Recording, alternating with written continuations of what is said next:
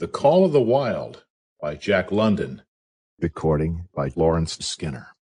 Chapter 1, Into the Primitive. Old longing's nomadic leap, chafing at custom's chain, again from its brumal sleep wakens the ferine strain.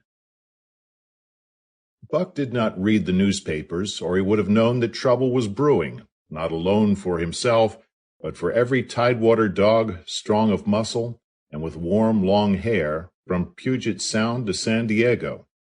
Because men, groping in the Arctic darkness, had found a yellow metal, and because steamship and transportation companies were booming the find, thousands of men were rushing into the Northland.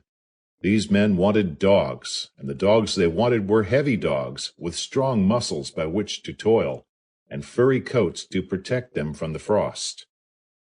Buck lived at a big house in the sun-kissed Santa Clara Valley. Judge Miller's place, it was called. It stood back from the road, half hidden among the trees, through which glimpses could be caught of the wide, cool veranda that ran around its four sides. The house was approached by graveled driveways which wound about through wide, spreading lawns and under the interlacing boughs of tall poplars. At the rear, things were on even a more spacious scale than at the front. There were great stables where a dozen grooms and boys held forth, rows of vine-clad servants' cottages, an endless and orderly array of outhouses, long grape arbors, green pastures, orchards, and berry patches. Then there was the pumping plant for the artesian well, and the big cement tank where Judge Miller's boys took their morning plunge and kept cool in the hot afternoon. And over this great domain, Buck ruled. Here he was born, and here he had lived the 4 years of his life. It was true there were other dogs. There could not but be other dogs on so vast a place, but they did not count. They came and went, resided in the populous kennels, or lived obscurely in the recesses of the house after the fashion of Toots, the Japanese pug, or Isabel, the Mexican hairless.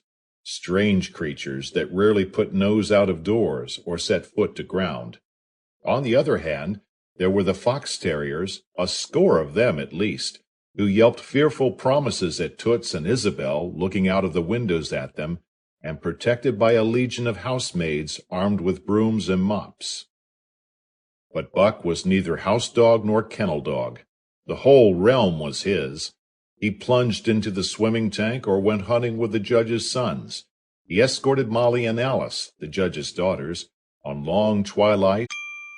Sample complete. Ready to continue?